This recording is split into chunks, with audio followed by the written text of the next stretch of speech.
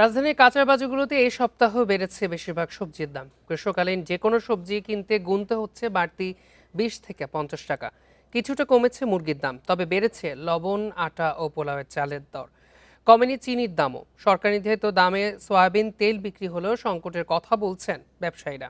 ছুটির দিনে রাজধানীর কারওয়ান বাজার বেশ কিছু বাজার ঘুরে দেখা গেছে বেশিরভাগ গ্রীষ্মকালীন সবজির দাম 50 থেকে 100 টাকা। শসা, বরবটি ও কাঁকরোলের কেজি 100 টাকা। এছাড়া আটার কেজিতে 5 থেকে 10 টাকা বেড়ে বিক্রি হচ্ছে 60 টাকায়, আর ময়দার কেজি 70 টাকা। কেজিতে 2 টাকা বেড়ে লবণ বিক্রি হচ্ছে 40 টাকায়। বাড়তি চিনির দামও কেজি মিলছে 110 টাকায়। 200-র বেশি সার্ভিস ও ফিচারে লেনদেনের সব বিকাশ অ্যাপে সম্ভব।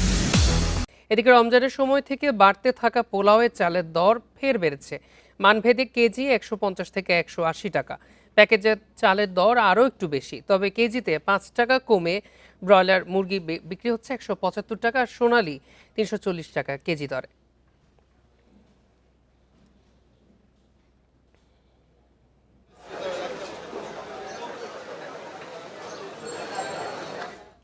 রাজধানীতে বেড়েছে নিত্যপণ্যের বাজার দর। বেড়েছে চাল, ডিম, সবজি সহ বেশিরভাগ নিত্যপণ্যের দাম। এ বিষয়ে আরও জানাতে রাজধানীর মোহাম্মদপুর কৃষি মার্কেট থেকে যোগ দিচ্ছেন আমাদের সহকর্মী মেহেদী হাসান। মেহেদী, রাজধানীর নিত্যপণ্যের বাজার ঘুরে আজ কেমন বাজার দর দেখছেন জানাবেন আমাদের। জি, আমরা যেটি দেখছি যে বেশিরভাগ সবজির দাম আসলে আমরা গত সপ্তাহে দেখেছি বেড়েছে, এবং এই সপ্তাহ আমরা দেখেছি যে সবজির দামটি আসলে বাড়তি রয়েছে। বাড়তি দামের কারণ হিসেবে আমাদেরকে এখানকার যারা বিক্রেতারা আছেন তারা বলছেন যে যেহেতু গত কয়েক সপ্তাহ ধরেই বিশেষ করে সবজির উৎপাদন যে স্থলগুলো আছে, যে জায়গাগুলো আছে দেশের, সেই জায়গাগুলোতে টানা বৃষ্টি হওয়ার কারণে উৎপাদন কিছুটা ব্যাহত হয়েছে, এবং উৎপাদন ব্যাহত হওয়ার কারণে সরবরাহ এক ধরনের ঘাটতি রয়েছে। সেই সরবরাহ ঘাটতির প্রভাবটা আসলে আলটিমেটলি রাজধানী সহ বিভিন্ন বড় শহরের যে মার্কেটগুলো, যে বাজারগুলো রয়েছে সেগুলোতে পড়েছে। আমরা দেখেছি যে বেশিরভাগ সবজি, আমরা এর আগে কারওয়ান বাজারে ছিলাম, কারওয়ান বাজারে আমরা দেখেছি যে বেশিরভাগ সবজি, বিশেষ করে কাঁচা বাজার আসলে 50 থেকে 100 টাকার মধ্যে রয়েছে। তবে এই মার্কেটে অর্থাৎ মোহাম্মদপুরে এসে আমরা দেখেছি যে বেশিরভাগ সবজি আসলে 50 টাকার মধ্যে নাই। সবজির দাম আসলে প্রায় সব সবজির ক্ষেত্রেই আমরা দেখেছি যে 10 টাকা বেশিতে বিক্রি হচ্ছে। এক্ষেত্রে এখানকার ব্যবসায়ী যারা আছেন তারা আমাদের বলছেন যে যেহেতু ওখান থেকে নিয়ে আসার এক ধরনের পরিবহন খরচ রয়েছে, এই কারণে আসলে কারওয়ান বাজারের তুলনায় এখানকার দাম বেশি। আমি যদি এই মার্কেটের কথা বলি, এখানে আমরা দেখেছি যে উচ্ছে অর্থাৎ যেটা করলা, ছোট করলা বলে, সেইটি আসলে কেজি বিক্রি হচ্ছে 80 টাকা, যেটি কারওয়ান বাজারে ছিল 60 টাকা। এছাড়া আমরা দেখেছি যে বরবটি কারওয়ান বাজারে 100 টাকা বিক্রি হচ্ছে, এখানেও 100 টাকা 110 টাকা বিক্রি হচ্ছে।